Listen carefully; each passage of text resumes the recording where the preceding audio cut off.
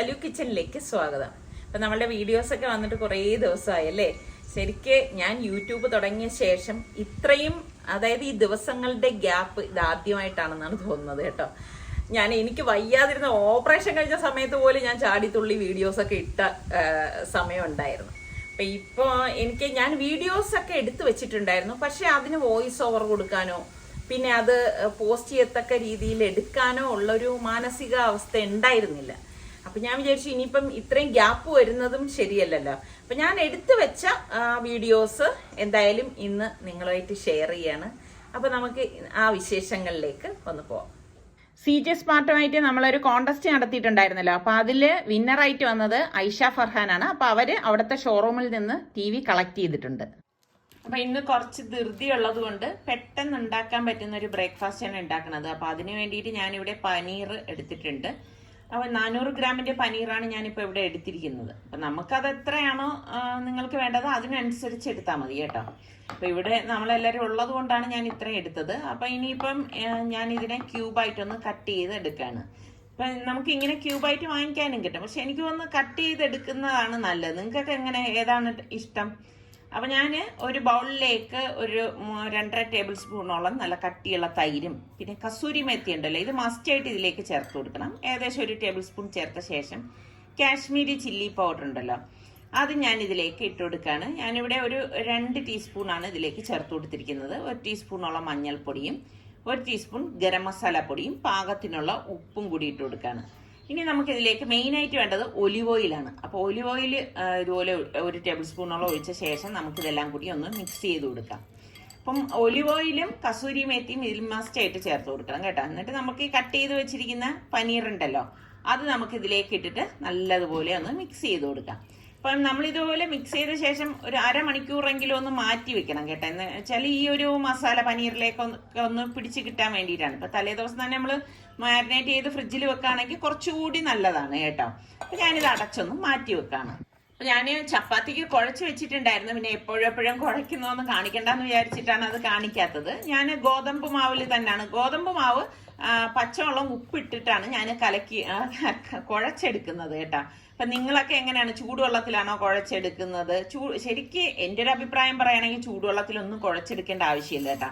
നമ്മൾ പച്ചവെള്ളം ഒഴിച്ച് നല്ലതുപോലെ ഒന്ന് കുഴച്ചെടുത്തിട്ട് അത് കുഴയ്ക്കുന്ന ആ ഒരു പരുവായിരിക്കും ചപ്പാത്തിയുടെ സോഫ്റ്റ് എന്ന് പറയുന്നത്. അപ്പൊ ഞാൻ ചപ്പാത്തി നമ്മൾ ചൂടായ കല്ലിലേക്ക് ഇട്ട് തിരിച്ച് മറിച്ചു ഇട്ട് ചപ്പാത്തി ചുട്ടെടുക്കാണ്. അപ്പം ശരിക്കും പറഞ്ഞാൽ ചിലർ ഇങ്ങനെ ഈ ചപ്പാത്തി മാവിനൊപ്പം, അതായത് ഗോതമ്പ് മാവിനൊപ്പം മൈദയൊക്കെ ചേർത്തിട്ടുണ്ടാക്കും കേട്ടോ. അതിൻ്റെ ഒന്നും ആവശ്യമില്ല. ഞാൻ നേരത്തെ പറഞ്ഞതുപോലെ നല്ല രീതിയിൽ കുഴച്ചെടുത്താൽ നമുക്ക് നല്ല സോഫ്റ്റ് ആയിട്ടുള്ള ചപ്പാത്തി തന്നെ ഉണ്ടാക്കിയെടുക്കാൻ പറ്റും. അപ്പൊ ചപ്പാത്തിയൊക്കെ ഞാൻ ഇതിനു മുൻപ് കുഴയ്ക്കുന്നതിൻ്റെയൊക്കെ വീഡിയോയും എല്ലാം കാണിച്ചിട്ടുള്ളത് കൊണ്ടാണ് പിന്നെ അത് എടുത്ത് കാണിക്കാത്തത് കേട്ടോ. അങ്ങനെ ഇപ്പൊ ഞാൻ ചപ്പാത്തി എല്ലാം ഇവിടെ ചുട്ടെടുത്തിട്ടുണ്ട്. പിന്നെ ഞാനിവിടെ ഒരു കാസ്റ്റ് അയണിന്റെ പാനാണ് അടുപ്പത്തേക്ക് വെച്ചിരിക്കുന്നത്. അതിലേക്ക് ഒലിവ് ഓയിലാണ് ഒഴിച്ചു കൊടുക്കുന്നത്. ഏകദേശം 1 ടേബിൾ സ്പൂണോളം ഒലിവ് ഓയിൽ, 1 ടേബിൾ സ്പൂൺ മുഴുവനായിട്ടില്ല കേട്ടോ, ഒലിവ് ഓയിലാണ് ചേർത്തത്. അതിനുശേഷം നമ്മൾ ഈ പനീർ ഉണ്ടല്ലോ മിക്സ് ചെയ്ത് വെച്ചിരിക്കുന്നത്, ആ പനീറിന്റെ മിക്സ് നമുക്ക് ഇതിലേക്ക് മസാലയോടുകൂടി തന്നെ ഇട്ട് കൊടുക്കാം. അപ്പൊ കാസ്റ്റ് അയൺ ആയതുകൊണ്ട് അടുക്കി പിടിക്കാനുള്ള ചാൻസ് ഒക്കെ കൂടുതലുണ്ട്. അപ്പൊ ഇടയ്ക്കിടയ്ക്ക് ഒന്ന് ഇളക്കി കൊടുക്കണം. പിന്നെ ചൂട് നല്ലതുപോലെ കിട്ടുന്ന പാനാണ് കാസ്റ്റ് അയൺ എന്ന് പറയുമ്പം അല്ലേ. അപ്പം നമുക്ക് പെട്ടെന്ന് ഇത് റെഡിയായി കിട്ടുകയും ചെയ്യും.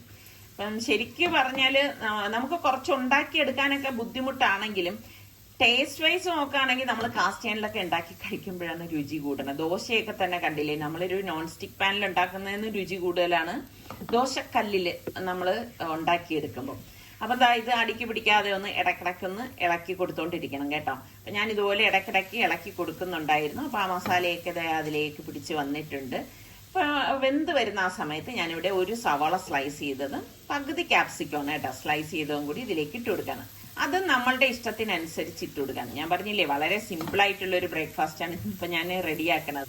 ഇന്ന് അപ്പോയിന്റ്മെന്റ് ഉള്ള ദിവസമാണ്, അതുകൊണ്ടാണ് ഞാൻ ഇന്ന് കുറച്ച് ധൃതി കൂട്ടി ഭക്ഷണം ഉണ്ടാക്കുന്നത്. അപ്പൊ ഇതിപ്പോ നല്ല ഒന്ന് ഡ്രൈ ആയി വന്നിട്ടുണ്ട് കേട്ടോ. ഇതാണ് ഇതിന്റെ ഒരു പരുവം എന്ന് പറയുന്നത്. അപ്പൊ ഞാന് നമ്മൾ ഉണ്ടാക്കി വെച്ചിരിക്കുന്ന ചപ്പാത്തിയിൽ നിന്ന് ഒരെണ്ണം എടുത്തു. പിസ്സ പാസ്ത സോസ് ഉണ്ടല്ലോ, അത് ഇതുപോലെ ഒന്ന് ഒഴിച്ചു കൊടുക്കുകയാണ്. അപ്പം നിങ്ങൾക്ക് മയണൈസ് വേണമെങ്കിൽ ഇതിൻ്റെ കൂട്ടത്തിൽ തന്നെ മയണൈസും ചേർത്ത് കൊടുക്കാം കേട്ടോ. പിന്നെ ടൊമാറ്റോ കെച്ചപ്പൊക്കെ ഇടുന്നതിൽ നിന്ന് ടേസ്റ്റ് കൂടുതലാണ് ഈ പിസ്സ പാസ്ത സോസ് തേക്കുന്നത് കേട്ടോ.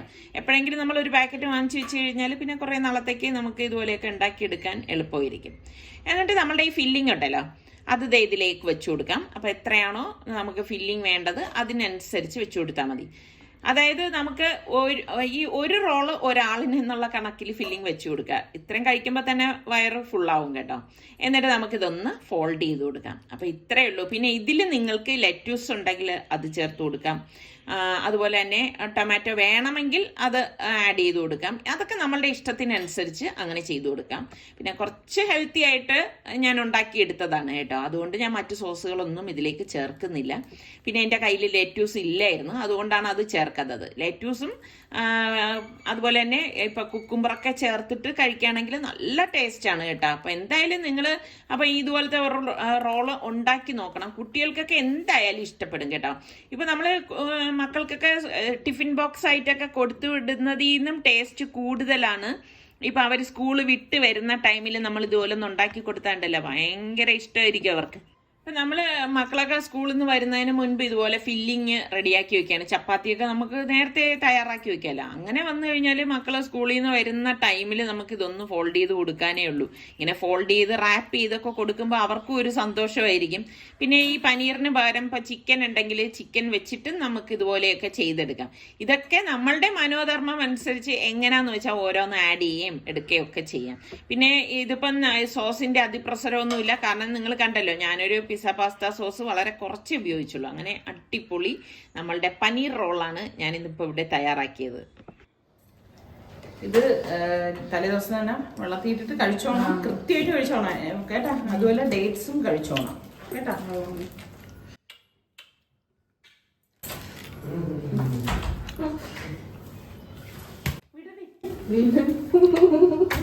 കേട്ടാ സന്തോഷമായിട്ടിരിക്കണം. അപ്പോൾ ഇന്നത്തെ ചെക്കപ്പ് കഴിഞ്ഞിട്ട് മോളുടെ വീട്ടിലേക്കാണ് പോകുന്നത്. അതാണ് അവളുടെ അത്യാവശ്യമുള്ള സാധനങ്ങളെല്ലാം എടുത്തു വെച്ചത്. ശരിക്കും പറഞ്ഞാൽ അവൾ പോകുമ്പോഴേക്ക് ഭയങ്കര ഒരു വിഷമം തോന്നുവാണ്. ഞാൻ പറയുന്നുണ്ട് മോളെ എപ്പോഴും സന്തോഷമായിട്ടിരിക്കണം. ഒന്നാമതിപ്പം പൂർണ്ണ ഗർഭിണിയല്ലേ. അപ്പോൾ ഈ മാസമാണ് ലാസ്റ്റാണ് ഡേറ്റ് പറഞ്ഞിരിക്കുന്നതൊക്കെ. അപ്പോൾ എപ്പോഴും നമ്മൾ ഹാപ്പി ആയിട്ടിരിക്കണം. എല്ലാ ഗർഭിണികളുടെ അടുത്തും എനിക്ക് പറയാനുള്ളത് ഇത്ര മാത്രമേ ഉള്ളൂ. സ്ട്രെസ്, സ്ട്രെയിന് ഇങ്ങനെയുള്ള കാര്യങ്ങളിൽ ഒന്നും വരരുത്. സന്തോഷം എപ്പോഴും നമ്മൾ മനസ്സന്തോഷമായിട്ട് ഇരിക്കണം. ഞാനിങ്ങനെ ഉപദേശിച്ചുകൊണ്ടേയിരിക്കുകയാണ്.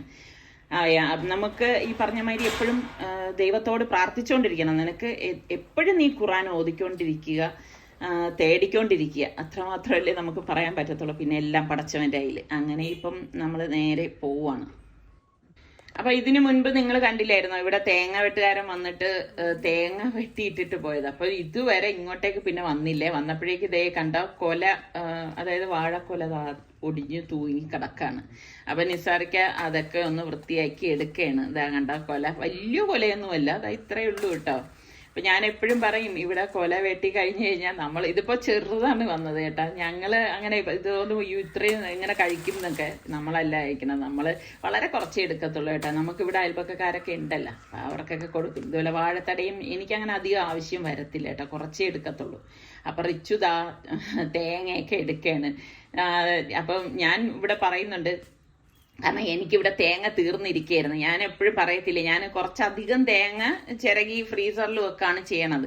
പക്ഷെ എനിക്ക് ഈ പറഞ്ഞ മാതിരി ഇതുപോലെ തേങ്ങ വെട്ടിക്കഴിഞ്ഞാൽ പൊതിച്ചെടുക്കുക എന്ന് പറഞ്ഞാൽ എൻ്റെ ഒരു ആറ്റിറ്റ്യൂഡിൽ എനിക്ക് ഭയങ്കര പാടാണ് കേട്ടാ. അപ്പം എനിക്ക് ഇവരൊക്കെയാണ് സഹായിച്ചു തരുന്നത്. അങ്ങനെ ഇപ്പം ദാ നിസാറിക്ക തേങ്ങ പൊതിച്ചെടുക്കുകയാണ്. വിളിച്ചോ, നിനക്ക് തേങ്ങ പൊതിക്കാൻ ഉള്ളതല്ലേ, പിന്നെ എന്തിനാണ് ബാപ്പായെ കൊണ്ട് ചെയ്യിക്കണേ? പിള്ളേരുടെ ആഗ്രഹം ഒന്ന് സാധിച്ചു കൊടുക്കുക.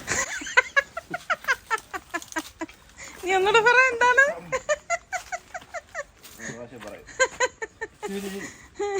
ഭയങ്കര ഹ്യൂമറാണ് കേട്ടാ. അല്ലാഹു കൈ പോയാ എന്താ രണ്ടാമത് പറയണോ?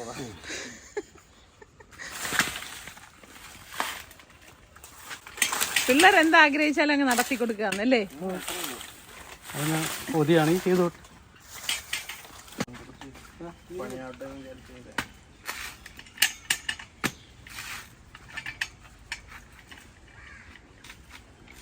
നിങ്ങൾക്കൊക്കെ പാരയിൽ പൊതിക്കാനാ ഇഷ്ടം, വെട്ടകത്തിയിൽ പൊതിക്കുന്ന ഇഷ്ടമുള്ളവരുള്ളവരുണ്ട്.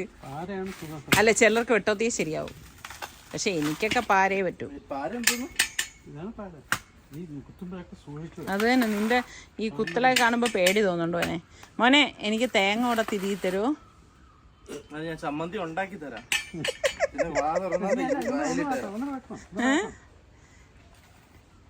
ഒരു 3 എണ്ണം ചിരി തന്നാ മതിയാനെ.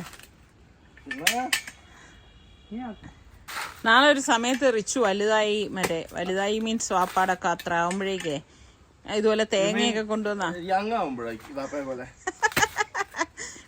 അറിയണ്ടേ എങ്ങനെയാണ് പൊതിക്കുന്നത്. അങ്ങനെ റിച്ചുവും വാപ്പായും കൂടി തേങ്ങയൊക്കെ പൊതിച്ചെടുക്കുകയാണ്. അപ്പൊ ഇങ്ങനെ നമ്മൾ മക്കളെ കൊണ്ട് ഇതുപോലെയുള്ള പണികളൊക്കെ ചെയ്യിക്കണം എന്നാണ് ഞാൻ പറയുന്നത് കേട്ടോ. അല്ലാതെ നമ്മൾ ചുമ്മാ അവര് പഠിക്കാനുണ്ട്, കമ്പ്യൂട്ടറിൽ ഇരിക്കണം, അങ്ങനെയൊന്നും വരില്ല. പാരന്റിങ് എന്ന് പറയുമ്പോൾ ഇതെല്ലാം ഇതിൽ ഉൾപ്പെടും. നമ്മൾ അവരെ കൊണ്ട് പണി ചെയ്യിപ്പിച്ച് അവരെയും കൂടി ഇതിനൊക്കെ പ്രാപ്തിയാക്കി മാറ്റണം. അല്ലാതെ വാക്കുകളിൽ മാത്രമല്ല ഞാനിത് പറയേണ്ടത്, ഞാൻ പ്രവൃത്തികളിലൂടെയാണ് ഇതെല്ലാം കാണിച്ചു തരുന്നത്. ഇത് കണ്ടോ, തൊട്ടാൽ വാടിപ്പോവും അല്ലേ? എനിക്കിത് കാണുമ്പോൾ ഭയങ്കര ഹരമാണേ. പണ്ട് എൻ്റെ ചെറുപ്പത്തിൽ ഞാൻ ഈ തൊട്ടാവാടി ഇങ്ങനെ കളിക്കുന്നതൊക്കെയാണ് എനിക്ക് ഓർമ്മ വരുന്നത്. കാരണം ഇപ്പോഴത്തെ എത്ര കുട്ടികൾക്ക് ഇതുപോലെയൊക്കെ അറിയാം തൊട്ടാവാടിയെ കുറിച്ചും ഒക്കെ. അതൊക്കെ നമ്മൾ പഠിപ്പിച്ചു കൊടുക്കണം. അപ്പൊ അത് ആ തേങ്ങ എല്ലാം പൊതിച്ചത് നമ്മുടെ റിച്ചു കൊണ്ടുപോവാണ്. അപ്പൊ ഞാൻ പറഞ്ഞു, മോനെ ഒരു ബാഗ് എടുത്തിട്ട് അതിലിട്ടിട്ട് കൊണ്ടുപോകും എന്ന് പറഞ്ഞപ്പോൾ അവൻ പറഞ്ഞു, വേണ്ടമ്മ, ഇത് ഒരുമിച്ച് കൊണ്ടുപോകാനല്ലേ ഉള്ളൂ എന്ന് പറഞ്ഞു. അങ്ങനെ ഇപ്പൊ എല്ലാം കൂടെ കെട്ടിപ്പിടിച്ച് കൊണ്ടുപോവാണ്. ഇനി എത്ര അതിൽ താഴെ വീഴും എന്നൊന്നും അറിയത്തില്ല. അവൻ പിന്നെ അതാ ഒന്ന് വീഴാതെ അങ്ങ് എത്തിച്ചാ പോരേന്നൊക്കെ പറഞ്ഞുകൊണ്ടാണ് മുന്നോട്ട് നടക്കണത് കേട്ടോ. ഇന്നിപ്പം ഞാൻ ഇവിടെ വന്ന് നോക്കിയപ്പോഴേക്കും 2 സൈഡും ഇങ്ങനെ കാട് പിടിച്ചതുപോലെ കിടക്കാണ്. മറ്റേത് ഞാൻ ഇടയ്ക്കിടയ്ക്ക് വന്ന് ഇവിടെ ഒന്ന് വൃത്തിയാക്കി വെക്കാണ്. അപ്പൊ ഞാൻ പറഞ്ഞില്ലേ, നമുക്ക് എന്ത് ജോലി ചെയ്യണമെങ്കിലും മാനസിക സന്തോഷം ഉണ്ടെങ്കിൽ മാത്രമേ ഏത് ജോലിയും നമുക്ക് സന്തോഷത്തോടു കൂടി ചെയ്യാൻ പറ്റൂ. എന്നെ സംബന്ധിച്ച് എനിക്കിപ്പം അതില്ല കേട്ടോ. അപ്പൊ അതുകൊണ്ട് തന്നെ ഇവിടെ ഒക്കെ ഇങ്ങനെ കാട് പിടിച്ച് കിടക്കണം. അപ്പൊ നിസാറിക്ക 2 ദിവസം കൊണ്ട് എൻ്റെ അടുത്ത് പറയണ്ട് ഇവിടെ എല്ലാം കാടായി പോയല്ലോ എന്ന്. അങ്ങനെ ഇപ്പൊ റിച്ചുവിനെയും കൊണ്ട് നിസാറിക്ക തന്നെ ഇതെല്ലാം ഒന്ന് വൃത്തിയാക്കി എടുക്കുകയാണ്. സൈഡെല്ലാം ഒന്ന് ക്രോപ്പ് ചെയ്ത് വിടുകയാണ് കേട്ടോ.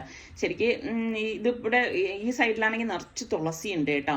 അപ്പം എനിക്കാണെങ്കിൽ ഈ തുളസിയുടെ കളർ കണ്ട ആ കറക്റ്റ് പച്ചയിൽ നിന്ന് മാറി ഒരു കറുത്ത ബ്ലാക്ക് കളറിലേക്ക് വന്നിരിക്കുകയാണ്. അത് എന്തുകൊണ്ടാണെന്ന് എനിക്കറിയത്തില്ല. വെള്ളമൊക്കെ ഒഴിക്കുന്നുണ്ട്, പക്ഷേ എന്തിൻ്റെങ്കിലും കുറവുകൊണ്ടായിരിക്കാം ചിലപ്പോൾ അങ്ങനെയൊക്കെ വരുന്നത്. ശരിക്കും ഇതിനെയൊന്നും പരിപാലിക്കാൻ ഇപ്പൊ പറ്റുന്നില്ല, അതാണ് കാര്യം കേട്ടോ. അപ്പം നിസാർക്ക് അതെല്ലാം ഒന്ന് ഒതുക്കി കട്ട് ചെയ്ത് വിട്ടുകൊടുക്കുകയാണ്. പിന്നെ ഇവിടെ ആണെങ്കിൽ ഇതിങ്ങനെ ഈ അടുപ്പിച്ചടുപ്പിച്ച് ചെടികൾ വരാനുള്ള കാര്യം എന്താ പറഞ്ഞാൽ, പണ്ട് നമ്മൾ ഈ വീട് തീർന്ന സമയത്താണ് ഞാൻ ഈ പീച്ചിയും മുല്ലയും കറിവേപ്പിലയൊക്കെ കൊണ്ട് നട്ടത് കേട്ടോ. അന്നൊരു കുറച്ചൊരു ഗ്യാപ്പ് ഇട്ടാണ് നട്ടത്. പക്ഷെ അത് പിച്ചിയൊക്കെ വളർന്നു വന്നപ്പം കറിവേപ്പില ഇതിന്റെ ചോട്ടിലായിപ്പോയി. അങ്ങനെ ഇതാ ഇവിടെ കട്ട് ചെയ്ത് വിട്ടതെല്ലാം റിച്ചു തന്നെ ഒന്ന് തൂക്കേണ് കേട്ടോ. ശരിക്കും ഇതിലൊന്നും ആരും നാണക്കേടൊന്നും വിചാരിക്കേണ്ട കാര്യമില്ല കേട്ടോ. മക്കളെ കൊണ്ട് നമ്മൾ ചെയ്യിപ്പിക്കണം. ചെയ്യിപ്പിച്ചാലല്ലേ അവർക്ക് നാളെ അവരും സ്വയം കണ്ടും കേട്ടും ഒക്കെ ഓരോ കാര്യങ്ങളൊക്കെ ചെയ്യത്തുള്ളൂ. അല്ലാതെ ഇതെല്ലാം പെൺപിള്ളേരെ ജോലിയാണെന്നും പെൺപിള്ളേർ മാത്രമേ ചെയ്യാവൂ എന്നും അങ്ങനെയൊന്നും ധരിക്കരുത് കേട്ടാ.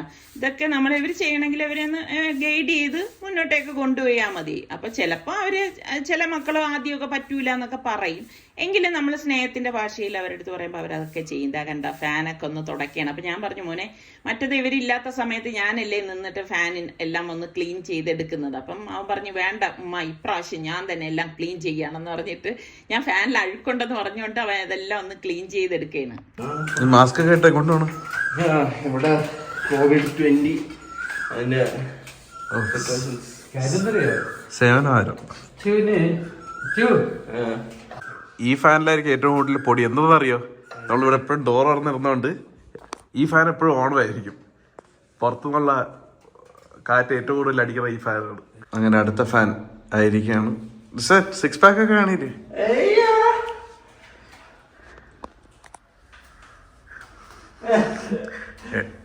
ഏടിയുടെ ഓർത്താണ് അവിടെ ചിരിച്ചേച്ചിക്കോട്ട് പറഞ്ഞു വീഴും.